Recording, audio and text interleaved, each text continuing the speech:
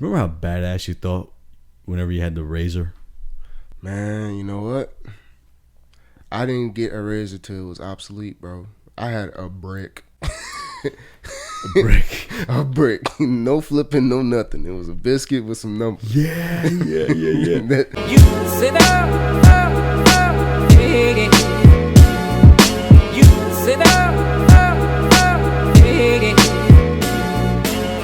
The Nokia, right? yeah, because the only reason my parents even got me a phone was just because they were working and I needed a phone to call them for pick me up from practice. Yeah. To let them know what was going on. So yeah, I didn't get a phone till like 7th grade.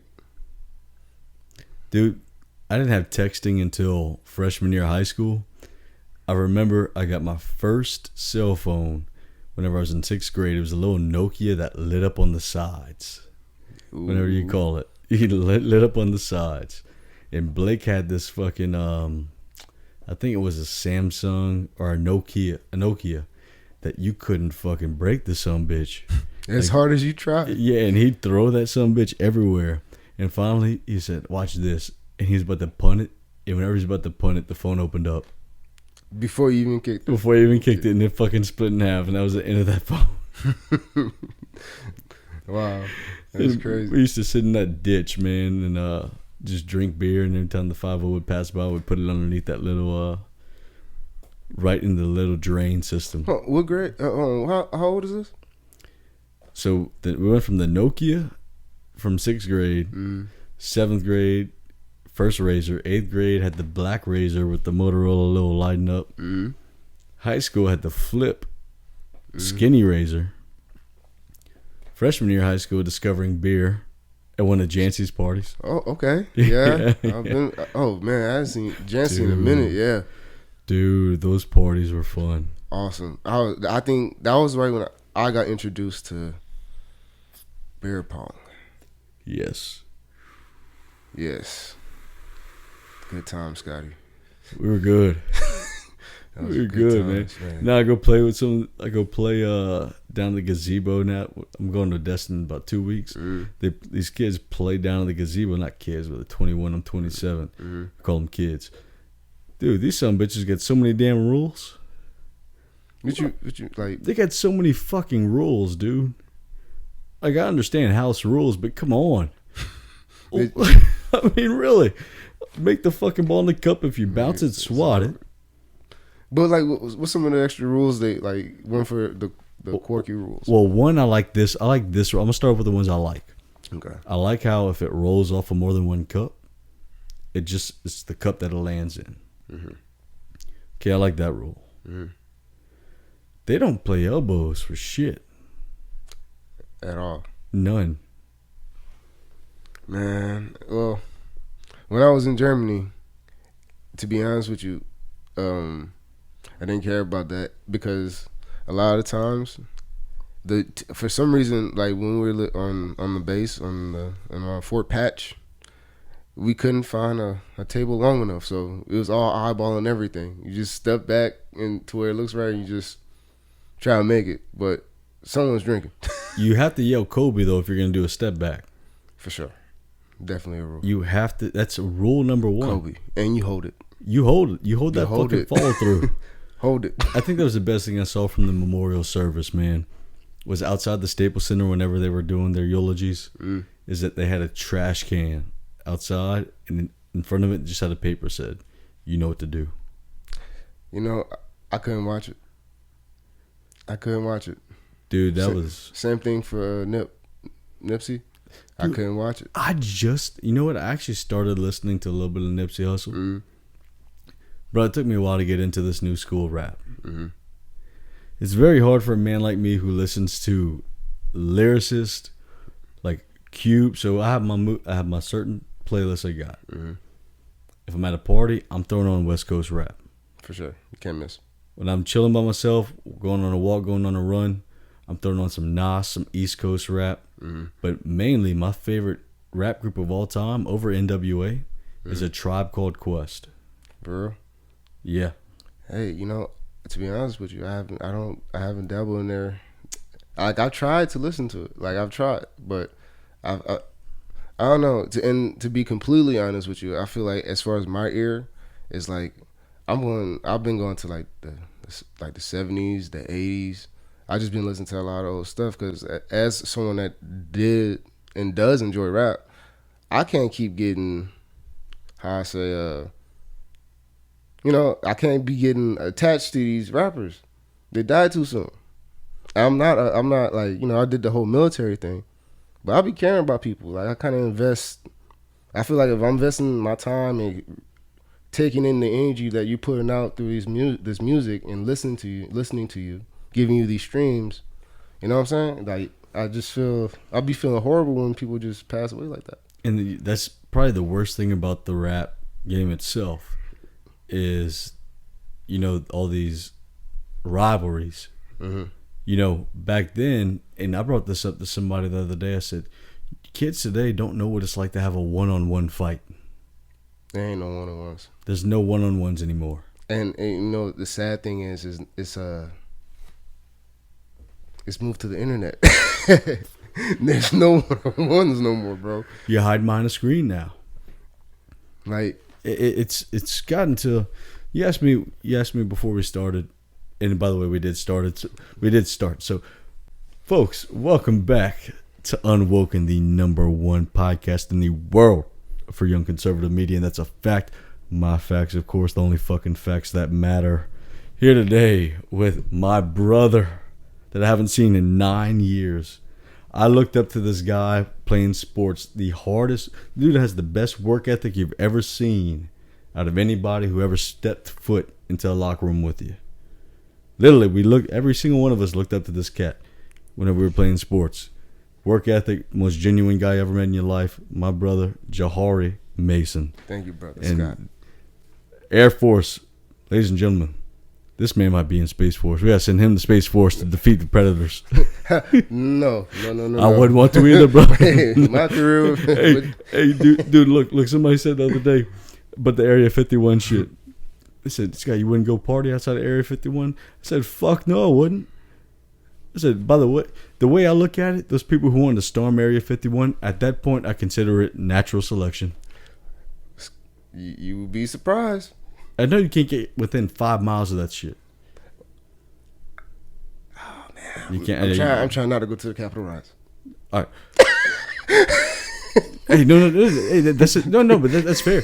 That's fair, man. Because me and you did talk about, we did have a difference of opinion in things, and I could, as we saw, there's a bunch of different opinions on that. Mm-hmm. The January 6th committee hearings are happening. Mm-hmm. 20 million people are viewing them. I personally disavowed it whenever it happened because I'm going to stick by my guns, man. Like I said, I'm consistent. Mm-hmm. As always. I do not believe in violence when it comes down to anything political, even though my point of view is, from working for a presidential campaign for the past 6 years of my life, starting out young, I've seen the way it works, the way the game works. Yeah. The moment that they announced mail-in ballots, I just knew what was going to happen. Because you don't switch. And my point of view is, I'm coming from a logical standpoint saying, all right, I know where you tally up working for a campaign, you get all this info. I know where you're supposed to tally up the ballots. I know which county's closing where, which parish is closing where. Which it doesn't really pertain to Louisiana. Louisiana's going to vote red in the presidential election. Not a governor race. Thank you, New Orleans. Motherfuckers. Anyway, I know where they're going to count the ballots, what time the polls are supposed to close at a certain ballot closing place. I have a problem with you switching the ballots to different locations between 4 different trucks at a certain time. That's my point of view, which we lost 2 states that I personally think we won. But I'm not going to dive into. Look, the way I come at it is, it's a game. Politics is a game. The Democrats played a better game than we did, and they beat it. They beat me at it. Well, they're beating America into the fucking shithole. They have. Like that's what's going on. And let's be honest. It wasn't. I personally feel like if you're rooting for any political affiliation, like a college football team, you're doing it wrong.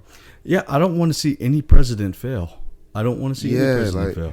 I think people just like just as far as like just being like, yeah, well, my family's just been voting red their entire life, so I'm gonna just vote red. Or my family's just been voting Democrat entirely. I'm just gonna vote Democrat and just just gonna take that side. I feel like you need to look at where you're at in your life, economically and physically, and pick a party that does the best and is saying the best stuff for you and the people that you are associated with. You know what I'm saying?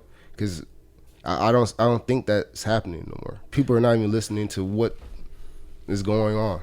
Some stuff it just doesn't make sense. And you're 100% right. We've reached an age of complete and utter tribalism. And I told you before that I bring a very different perspective to this because my mom and my dad never told us who they voted for. My dad was from Northside Chicago, registered independent. My mom is still registered independent.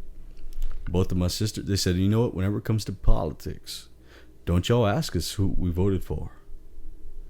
You have to make your confirmation at 18. Your political views, do your own research, form your own opinion. We weren't indoctrinated into it. My older sister, very far left. Younger sister, I consider far left, but she's more along the moderate side I can see because she's more fiscally conservative. Then you got me, who is very conservative. I'm a Ronald Reagan conservative, though. And I hold those principles to a high standard. The January 6th thing, the one thing I did say about it, why I disavowed it, the same people trying to take God out of the Pledge of Allegiance. And look, man, I'm the worst practicing Catholic you've ever met in your life. Oh, I was. You know what's crazy? I was about to go to religion because when you was talking about the indoctrination about the political affiliation, I actually feel the same way about religion. I feel like people should be able to find out and learn and choose to have a rightful, like, just be able to choose what religion you want to, before even being indoctrinated to something that you have no idea what has happened or been done by that. You know what I'm saying? Or the history behind that. I believe in structure, though. I do believe in having. Oh, for sure. I do believe that whenever you're not 18, your parents do have that right. Just like when it comes down to that, California, they let kids make their own gender and testosterone and all that. Yeah, we're gonna get into that later. But but I believe that parents should have the right to say so. In their household, to a certain time, whenever you hit 18, you're a legal adult. You can make those decisions for yourself.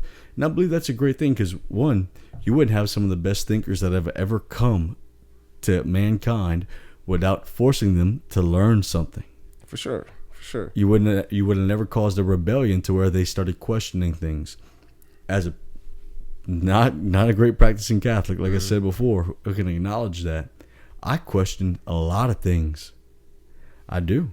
And I believe that's a good thing that I question things. Because in all reality, we have no fucking idea which religion is right. We have no clue.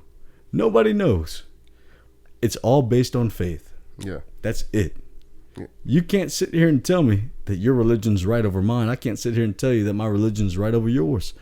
Can you prove to me? Can you prove to me physically that your God is more existent than mine? No, you can't, because I can't prove mine's more existent than yours. Can't. That's like, you literally can't do that. And the way I look at it, I kind of feel like all these different books where you talking about Hinduism, Catholicism, or Christianity in general, Islam, all that, all religions to me is like you said, structure, but it's a way of you or anyone who follows it to be like a way of life, how you be a decent human being, so everyone's not walking around here like, imagine if there was no religion at all, like people didn't have nothing to follow. That's barbarism. You're a barbarian at that point. You just they set a code, no codes, no morals, and that's why I think religion is good. And a lot of people make the argument that religion is bad, especially non-denominational. Which I have a lot of friends who are non-denominational, and I love them dearly. My mom made a good point that she was trying to, and she's very practicing Catholic. She was just going to check it out to see how different churches worked, and she said, I liked the non-denominational church. She goes, but there's just no structure Yeah. to it there. And the thing with the structure of a religion that you are a part of, my dad was Jewish, didn't practice his religion. He said, I just believe there's a power greater than ours. I believe there's a God up there waiting for me someday. Catholics, we believe differently. Yeah. And a lot of the teachings are scary. I believe in a more merciful God. Have I questioned my faith? Or if there is somebody who's up there, an all-powerful being that is created? Yes, I have. I mean, we've all been through hardships that have made us question our faith or what's real and what's not. I think you should be able to question that. And have I completely found or regained my entire faith in an all-powerful being? That's hard to say. It's hard for me to answer yes to. That's just me being honest. Do I say my prayers still? Absolutely. Absolutely. Yeah. I'll tell you one thing, though. Yeah. If the Westboro Baptist Church is right, we're all fucked.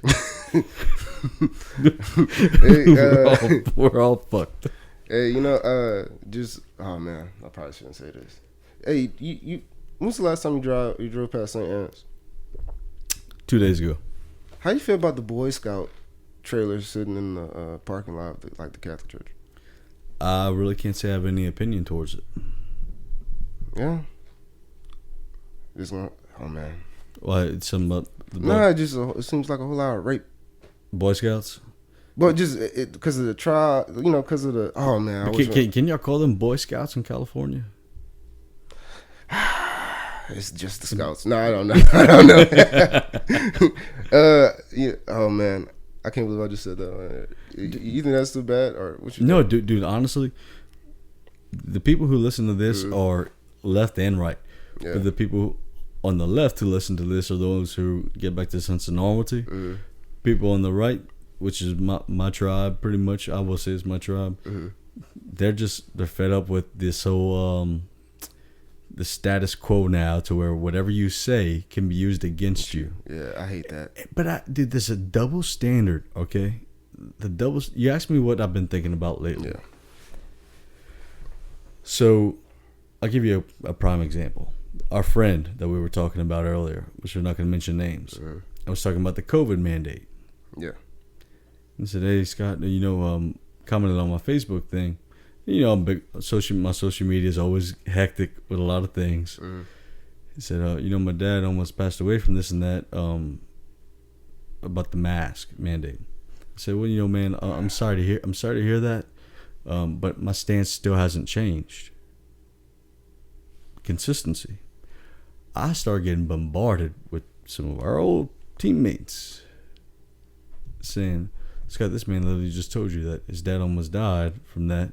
If anybody should be sympathetic to that, it should be you." I said, "Man, I'm consistent. I'm stating my opinion that I believe that you should not force this upon anybody." And then that guy made the comment, "Scott, that's why you think the way you do, because you're not very caring of people. That's just like you didn't care for any of our black teammates we ever had." I said, "Whoa, what the hell, Scott? You didn't say, bro, I'm happy your dad almost died. You said, I don't believe in the mandate. What is going on here?" I said, "Dude, you literally just used a post about a mask mandate to incite something about race." I said, "Get back to me whenever you're ready to have an adult conversation. My number hasn't changed." That thread went on for almost 110 comments. So finally, I sent him a private message. I sent my number. And we got on the phone for 2 hours.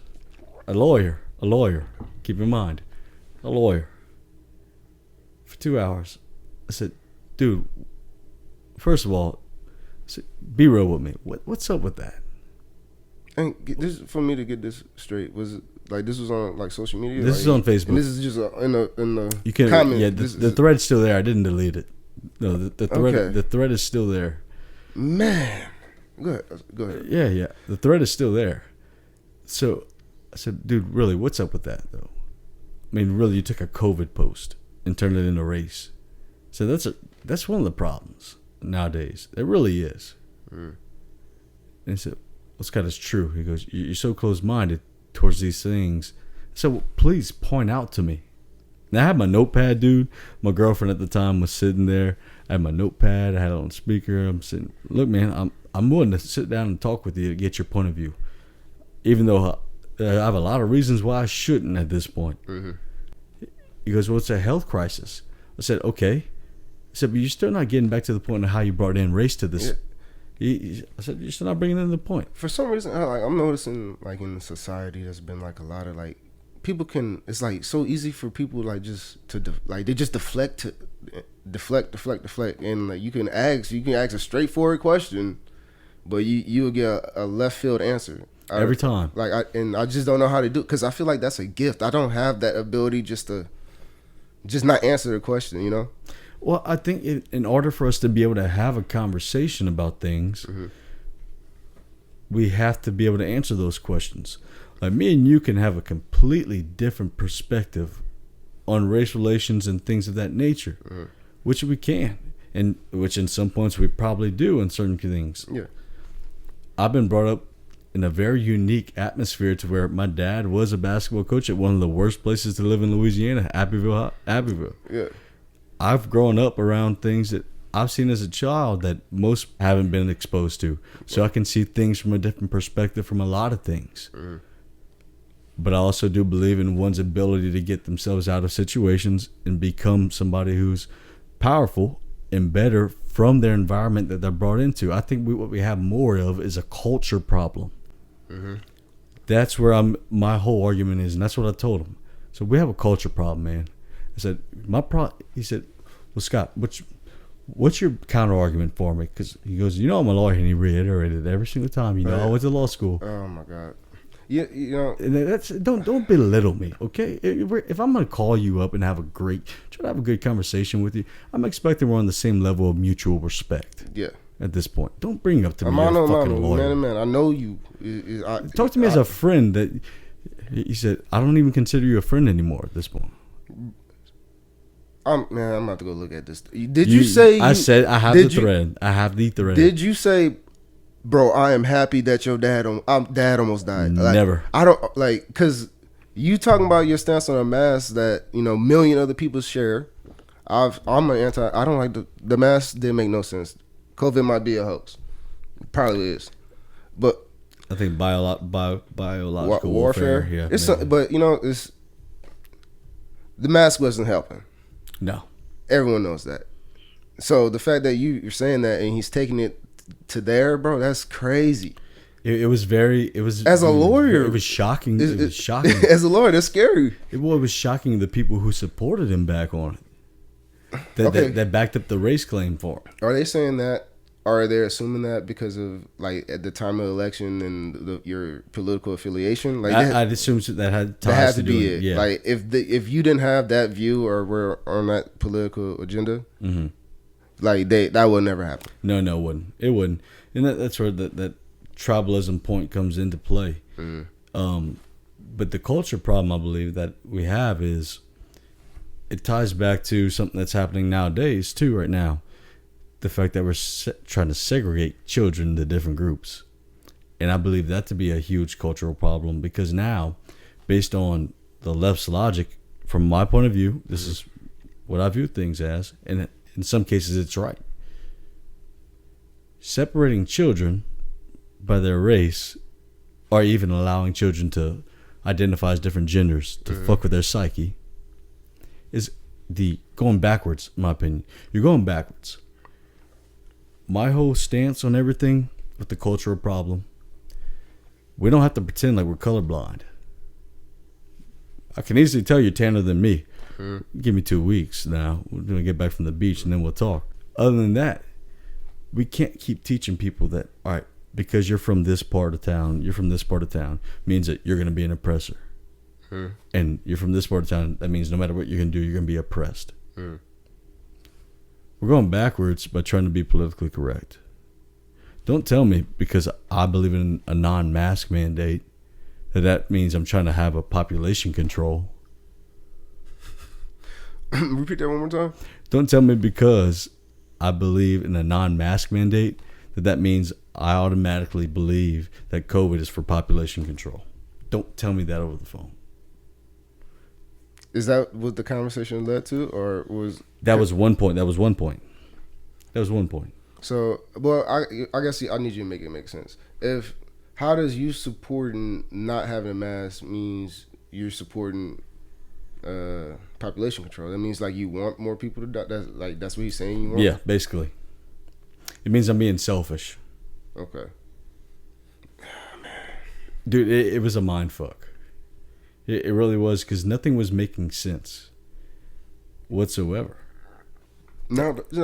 Now, if you said, like, my point of view, like, along with kind of what you said, the whole thing, it like when I said it was a hoax, I said a hoax as in like the fabrication, or not the fabrication, but like just making up or just having something to divide people by. Yeah, it is. You know what I'm saying? That like we gonna just throw out all this information, let people pick and choose, let them fight, let them divide, and we're just gonna just distract them from other stuff that's going on. Boom, So Russia and Ukraine, stuff like that. You know what I'm saying? But when it comes to like just singling you out, you're not the only one that believed that, and but I'm I'm the one who's most vocal about their opinions. easy though. target. And, no, I don't consider myself a target though. Oh, I am a target, but I like to take it as an opportunity. Mm-hmm. I believe that every opportunity that somebody tries to counter me is an opportunity to have a conversation that could be had. Yeah. And I'm more than happy to engage you in a civil discourse. Yeah. Which is, I think, is great, which people have lost the ability to have. But I do have a question to ask you, because you follow a lot of my social media stuff and all that. Mm-hmm. Me and you have been great friends. I consider you're going to be at my wedding if I ever decide to have one. If I ever decide I want to fucking get married. I hope you fall in love, brother. You have to knock my damn socks off to get me to live a different lifestyle than this, dude. Because it's too beautiful. What's one thing that you see that you might disagree with me on?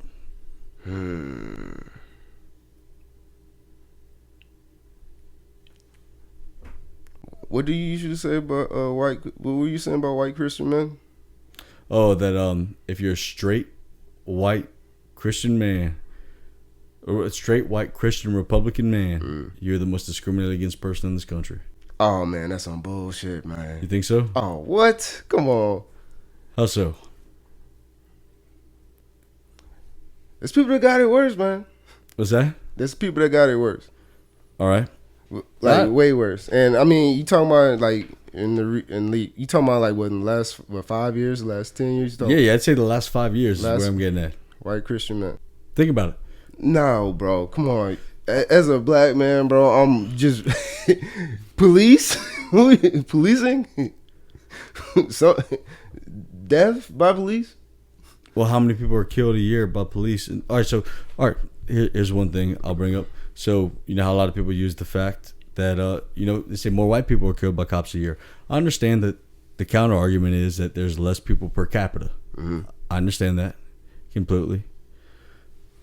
One thing I will say with that is, all right, we're talking about in terms now in the court of public opinion, too. Mm-hmm. We're including that. Yeah.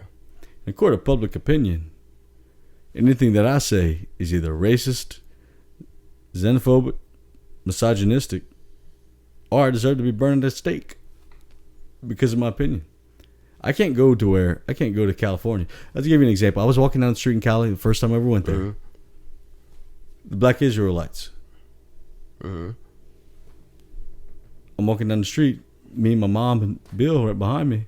They said, "No, white man." They pointed at me. On your ass. I said, what? And I had my hair and a man bun. I almost looked like I belonged in California. I said, what the fuck did I do to you? In my voice, you know how it says that. What the fuck I did to you? Yeah. But no, I'm serious. I'm serious when I say that because, it's gotten to a point where anything that I vocalize, it's not maybe not down here. Mm. Down here, I have the luxury to an extent now. Mm. To an extent, I have a great job to where my boss, I say whatever I want because what I say and what I believe in gets a lot of people into work where I work at. Yeah, I was gonna actually go like most of the lawmakers are white men. Okay. Yeah. You can't really be the most discriminated if you're you're the lawmakers, the power brokers, and not even that, from governors to mayors, like especially in Louisiana.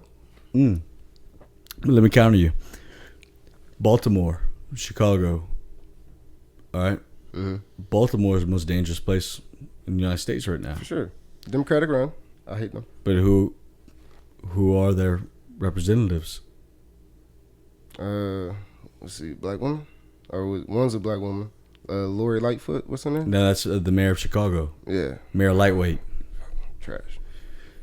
My thing is, my whole argument towards this whole cultural, why I say we have a culture problem is, okay, you see all these impoverished communities, minority communities that haven't thrived, and Stephen A. Smith, like I said, I love Stephen A.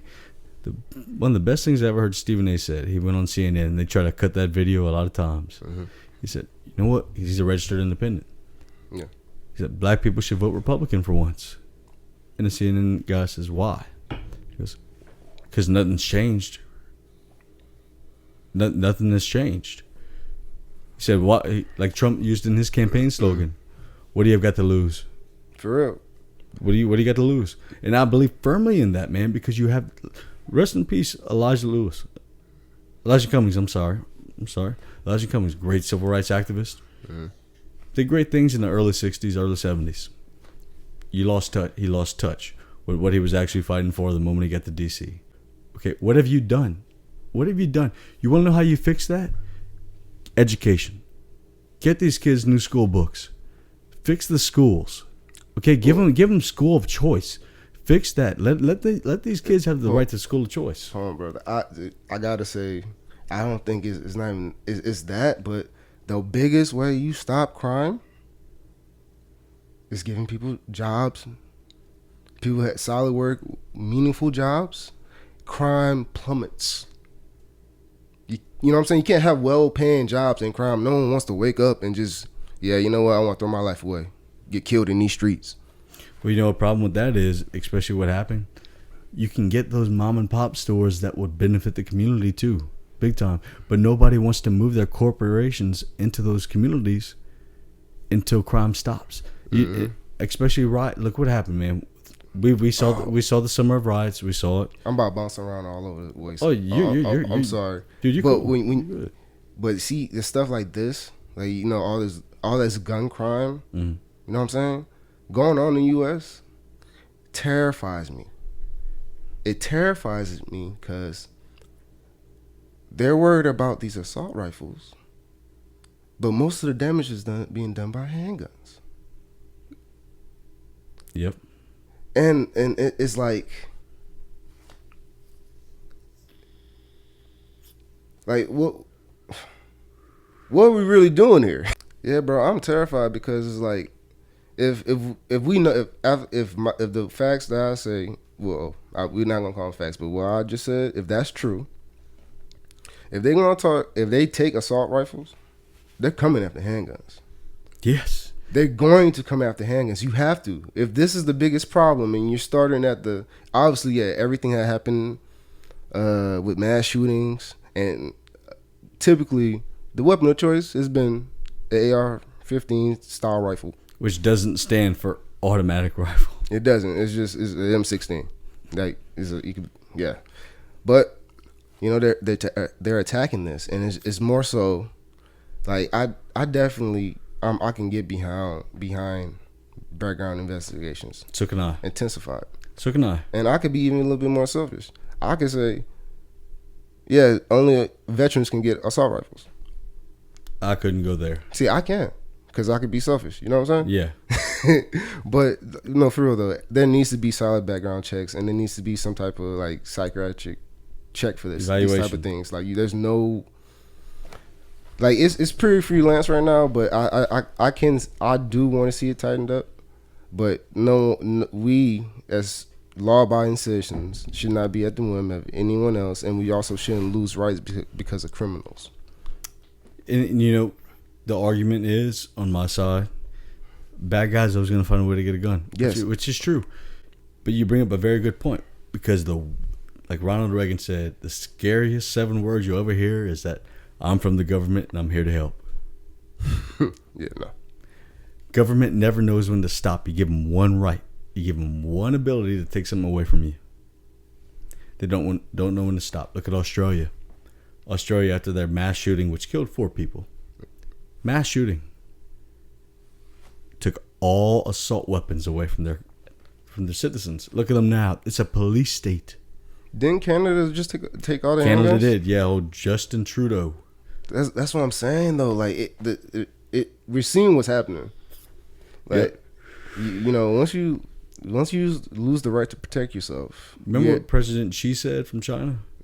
Oh no, I don't. He said, "We got caught on the tape. We'll never invade the U.S. because behind every single piece of grass, there's going to be a citizen with a gun." Yeah. The United States of America, the world's largest unofficial gun, the world's largest unofficial army, is United States gun owners, legal gun owners. Yeah. And that's what makes. And Biden said something. President Biden, let me be respectful. President Biden said, "Okay, you might have your ARs, but we have fucking what is it called? The planes? Oh, you got F-35. F-35 bombers. What are you gonna do to protect?" That was the stupidest thing you ever could have said, son. The stupidest fucking thing you ever could have said. Man, I guess going back to these presidents, you know, Scott, when during that Trump and Biden election year shit, I didn't want neither one of those old fucks in there, bro. Why we don't have a cap on the presidents? There needs to be like a cap, like you can't be over 70 something. You think they should have like some kind of comprehension test and all No, that? you can't be that old, bro. Retire and get the fuck out of here. If people have to retire from their normal jobs, you gotta get out of politics. Biden should have been out of here. I believe in term limits for congressional candidates. But I'm talking about the age. Like you are unadmitted to. You're unfit to be our president. You're too old. See, I can't really I can't say I agree with that for the simple fact that even though I wasn't born yet, Ronald Reagan was old, and Ronald Reagan is perhaps the greatest president we ever had in our lifetime. But not for black people. Reagan? Yeah, Reaganomics, man. That destroyed. Talking about trickle-down economics? Well, no, man. Like, you know, that's when crack started coming into the U.S. You're talking about the don't say no? Oh, just say no? Like, because that was the start of a huge, like, windfall for, like, the black community, in my opinion. It wasn't when you started coming into like these tough on drug rules, all these mandatory sentences. Then after all that, here comes Democrats. You know, and typically in political in this political theater that we're always watching, they just do what the last people did but go harder. So Bill Clinton, Joe Biden, write the crime bill, 3-strike rules, 1994. Yeah. You know what I'm saying? Then also, you know, I know you don't believe in conspiracy theories, but there's a lot of, you know, kind of facts with the CIA just allowing cocaine and crack coming into communities. I don't say I don't believe in all conspiracy. I can find some that hold merit, that have merit, and get behind it. Yeah. I just don't believe in all conspiracy theories. Sure. But you are correct. You're correct in saying, you know, there could possibly be this kind of system set up in play that did bring in drugs into the community, like they say, redlining and gerrymandering and things of that nature. The way I look at it is the gerrymandering and redlining was proposed by one party, and people try to say the party switched. Here's a little fun fact. Here's the fun fact. They said the party switched in the 1960s. Then why were down south Republicans down here voting for 52 out of 48% of a Republican president compared to the Democrats down here back in the 1960s. If the party switched, then it'd be complete flip-flop, right? It'd be almost a 70 to 75, 25 split. No, the parties didn't switch. People started adjusting more. Republicans, here's how I believe why I am a Republican. Limited government, freedom of trade. I believe you control your own life to an extent. Now, some of us might not be put in the best position, but I believe that positions that you're put in make you a stronger individual.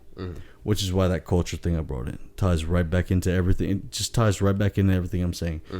The culture we've created today is meant to give people the ideal, the mindset that you already failed because of your skin color. That I can't get behind. Really? I can't get behind that because of your skin color, you have already failed. Because you can become anything you want to become.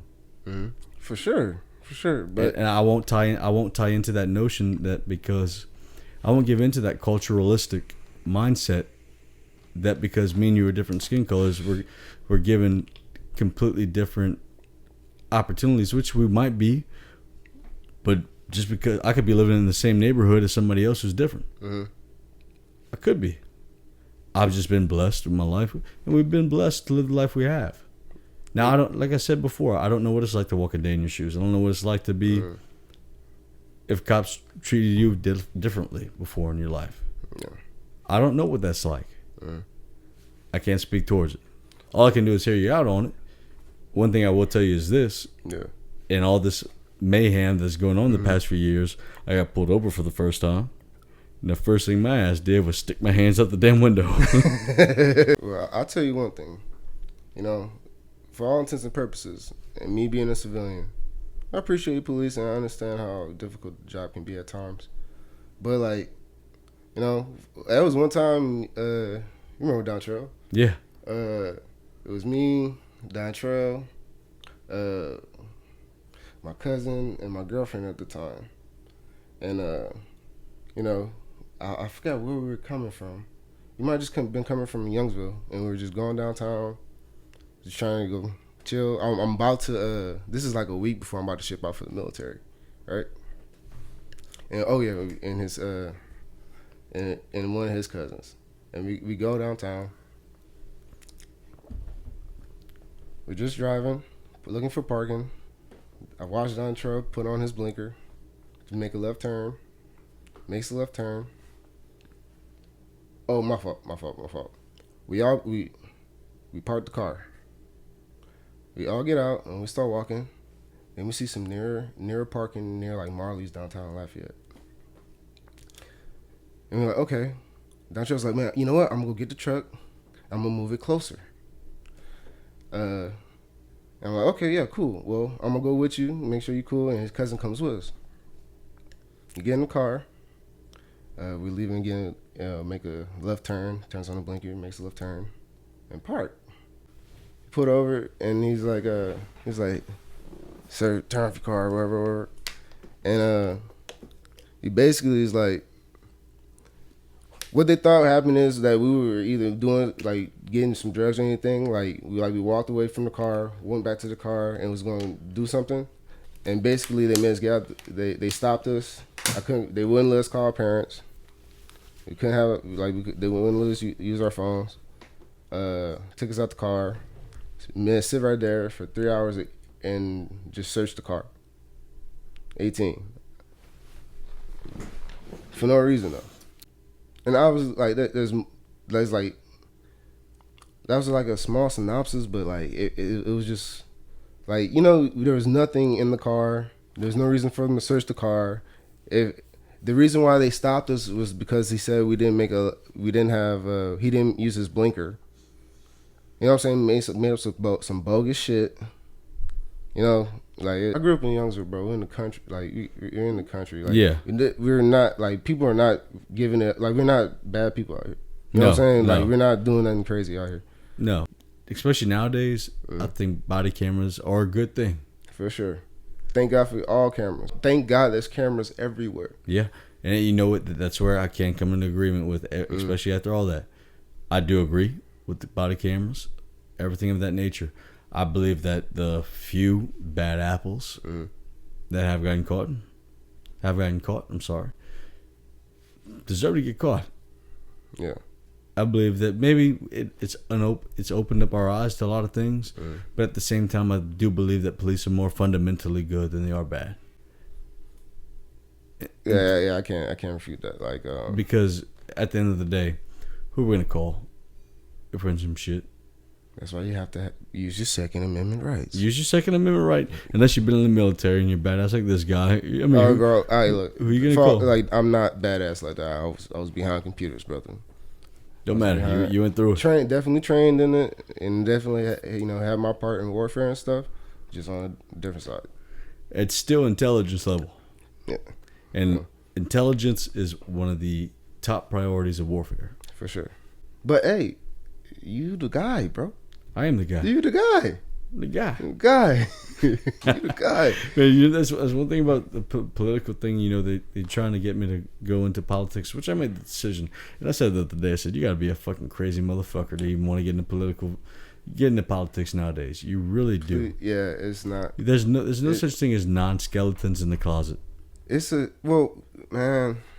It's social media age. Well, I feel like you have to be a little inhuman to be a politician.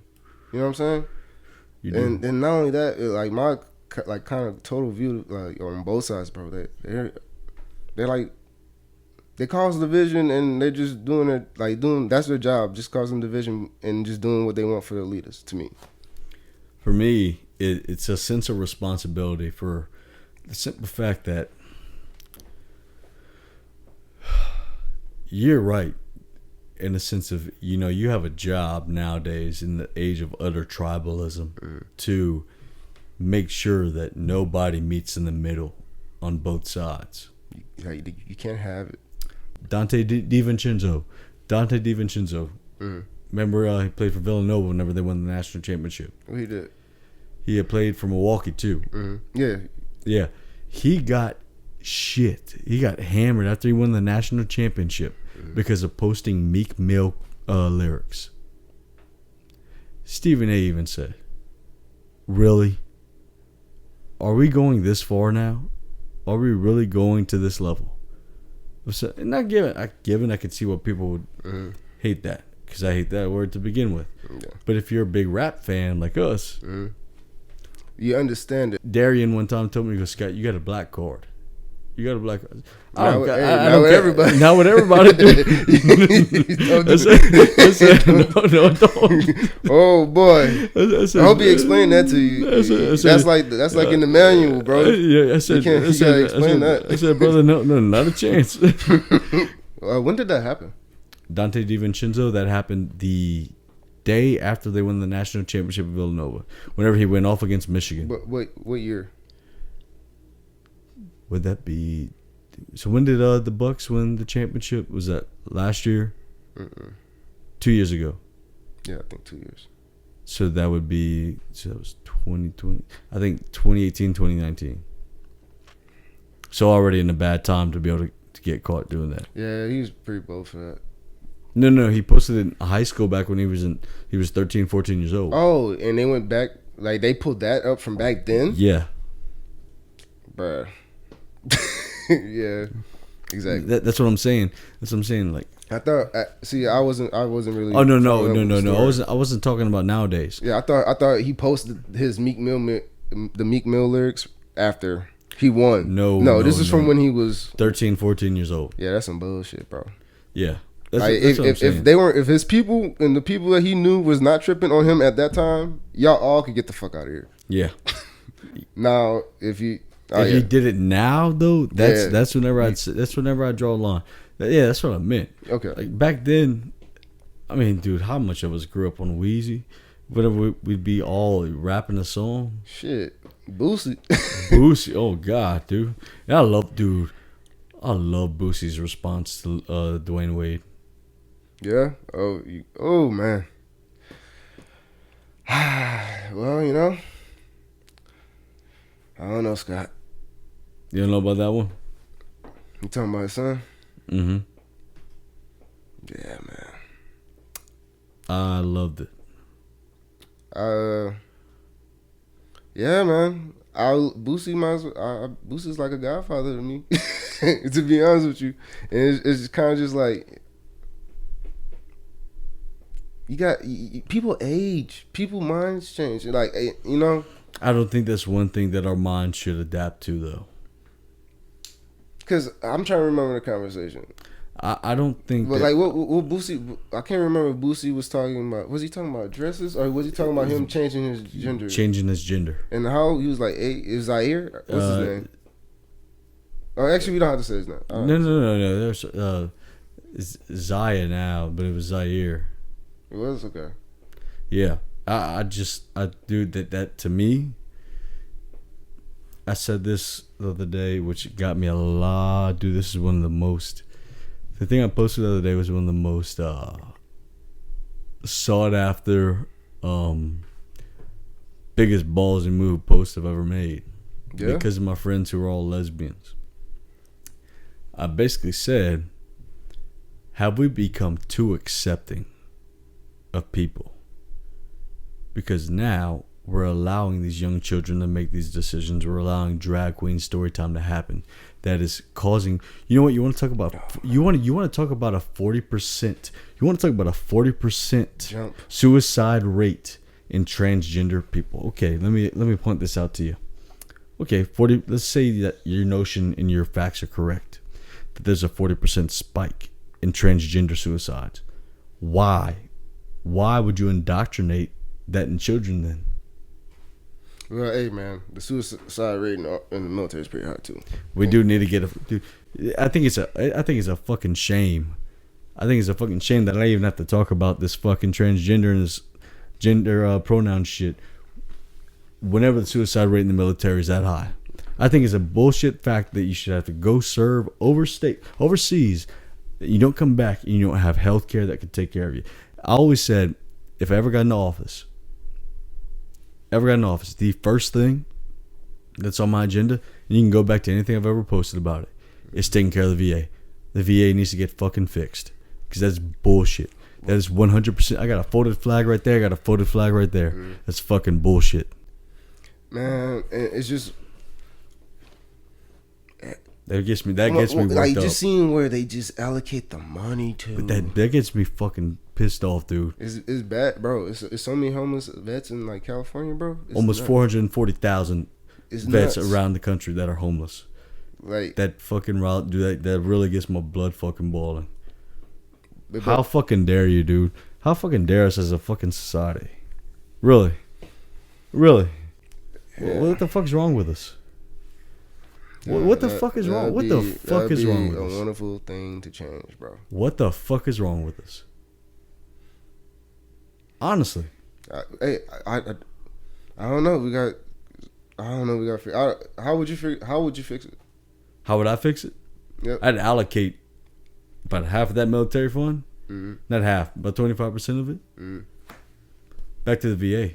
That should be a supplemental factor into our military budget. Also, I wouldn't give $4 billion to Pakistan for gender studies research. I wouldn't give $4 billion to the Ukraine right now. Yeah, that was pretty nuts. I wouldn't give $4 billion to the Ukraine. I would take the money that we fucking have to take care of the people that allow your fat asses to sit in D.C. Yeah. You're fucking pathetic. Each and every one of you. I don't care which party. I'm a Republican. I don't give a fuck which side you're on.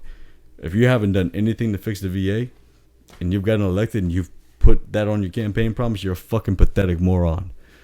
You're a piece of shit. Just trying to get the numbers. Seriously. Dude, that's one thing. I'm not going to falter on that ever.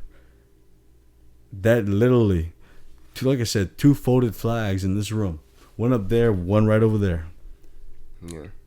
Fuck you. If you have any other good argument to tell me why people who come back who give us the right, well, he fought for it, give me the right to sit down in this chair and do what I'm doing right here. And you can't take care of them. You're fucking pathetic. Fucking pathetic. Hey, it's just when you really start looking at numbers, it's just, it's a lot of Like, so we're just talking about the VA. We're talking about veterans. We can even go closer to home. Like, even Louisiana, like, Louisiana's 50th in every statistical category, right? Right, Scotty? We're pretty bad compared to other states. Even though, as a money generator, we make some of the most money. And we're probably the highest grossing country, the highest grossing state in the union. Not right now. Oil is booming. I don't know. You sure we're not? Who's Texas. Texas? How far are we off from? John Bell cut off that Exxon pipeline. Yeah. Wow. Well, to the other point, like the fact that like these the reason why we're so low and we're so bottom of the barrel is because corporations aren't paying their fair share in taxes. You got Exxon might have left, but you know, if bringing up Texas, if our corporation taxes were like Texas, you know, that we get a huge bump. And like I think I've seen something like the teachers could get like a $5,000 raise per month if we taxed corporations the way our closest neighbor Texas taxed their corporations, their oil and gas corporations. Well, here's where I'll counter you there too. Yeah, I believe in a low corporate tax rate, but not 1%. No, it's not 1%. The corporate tax rate under President Obama was 37%. I'm talking about state. State, we can look up the Louisiana tax. Yeah. That's one thing. I know the corporate tax rate federally, which was 37% under Obama. Mm-hmm. And then Trump brought it down to 21%, which is great because it brought factories back to Flint, Detroit, which is why our economy got booming, because you give these businesses an incentive to stay in the United States and produce their product. Yeah. You raise the corporate tax rate, what they gonna do? They're gonna go so cheap. And you're not gonna force them to stay here. That's socialism. It's Yeah. communism.